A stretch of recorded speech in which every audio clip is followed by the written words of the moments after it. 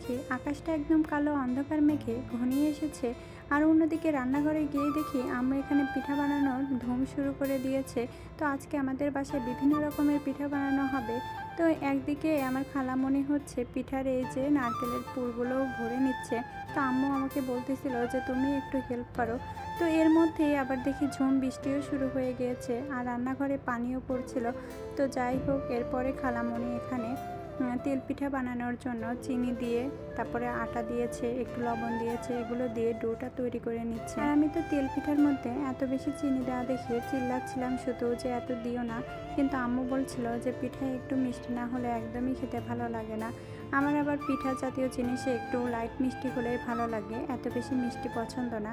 তো এই যে এর মধ্যে ডোটা তৈরি হয়ে গিয়েছে। পিঠা জাতীয় জিনিসে ডো পারফেক্ট হওয়া কিন্তু খুবই জরুরি। ডো যদি পারফেক্ট না হয় তাহলে কিন্তু পিঠা উঠতেই চায় না। খালামণি এখানে তেল পিঠার বেটারটা তৈরি করা শেষে এরপর তাল পিঠা বানানোর জন্য যা যা উপকরণ লাগবে সবকিছু হাতের কাছে রেডি করে নিয়েছে। আর এখন এক এক করে পুরো উপকরণ দিয়ে তাল পিঠার বেটারটাও রেডি করে নিবে।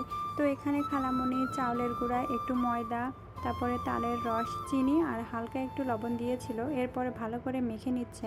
আর আগে দেখতাম আমার নানি তাল পিঠা বানানোর সময় একটু নারকেল দিত, তারপরে হচ্ছে একটু কলা দিত, মানে এগুলো দিলে নাকি নরম হয়। কিন্তু এখন এই যে ময়দাটার কারণে এমনিতেই পিঠা অনেক বেশি নরম হয়।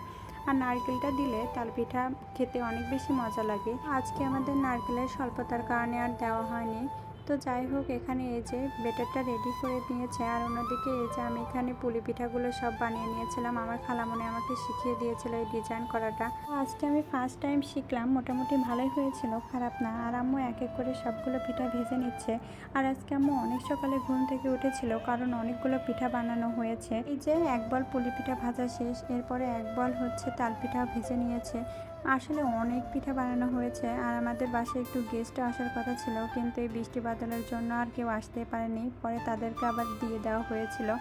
তো এখানে আবার এই যে তেল পিঠা বানানো হয়ে গেছে। আর তেল পিঠার সময় ভিডিও করব, কিন্তু একটুও খেয়াল নাই। আর আম্মুর পিঠা একটু ভালো হচ্ছিল না।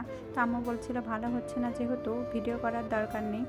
তো মোটামুটি ভালোই হয়েছিল। আর এতগুলো পিঠা বানানো হয়েছে, আমি একটা পিঠাও আসলে খেতে পারিনি, মানে এত কিছু আম্মু রান্না করেছে।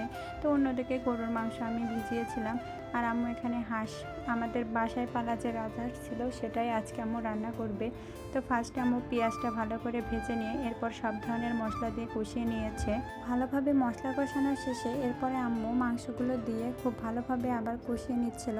আর আমি আসলে ব্যস্ত হয়ে পড়েছিলাম, এর জন্য হাঁসের মানে ফুল রান্নার ভিডিওটা করতে পারিনি, কারণ দুপুর হয়ে গিয়েছিল। কিন্তু তারপরে আম্মুর রান্নাবান্না শেষই হচ্ছিল না। আম্মু যখন হাঁসটা রান্না করে তখন অলরেডি 1টা বেজে গিয়েছে, কারণ পিঠা বানাতে অনেকগুলো টাইম লেগেছে।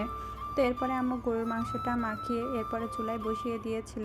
এর মধ্যে প্রায় অনেক বেজে গিয়েছিল। তো ক্ষুধাও লেগে গিয়েছিল, কারণ সকাল থেকে আমি কিছুই খেয়েছিলাম না। তো তাড়াহুড়া করে গোসল দিয়ে খাবারটা খেয়ে নিয়ে রেস্ট নিচ্ছিলাম। আর অন্যদিকে আম্মু এই যে আমার বাটিতে বেড়ে সব খাবারগুলো রেডি করে ফেলেছে। তো এখানে আম্মু হাঁসের মাংস রান্না করেছিল, গরুর মাংস, ধুন্দুল দিয়ে ডিম ভাজি, টাকি মাছের ভর্তা, কই মাছ ভুনা, এ সব কিছুই আম্মু আজকে রান্না করেছিল। আর সঙ্গে তো অনেকগুলো পিঠা বানিয়েছিল। তো এগুলো করতে করতে আসলে অনেকটুকু টাইম হয়ে গিয়েছিল। তো ঠান্ডা হয়ে গেলে খাবারগুলো এরপরে আমি ফ্রিজে রেখে দিচ্ছিলাম। তো এভরিওয়ান, এই ছিল আজকের ভিডিও। সবাই ভালো থাকবেন, সুস্থ থাকবেন। ভিডিওটি কেমন হয়েছে সবাই কমেন্ট করে জানাবেন। আল্লাহ হাফেজ।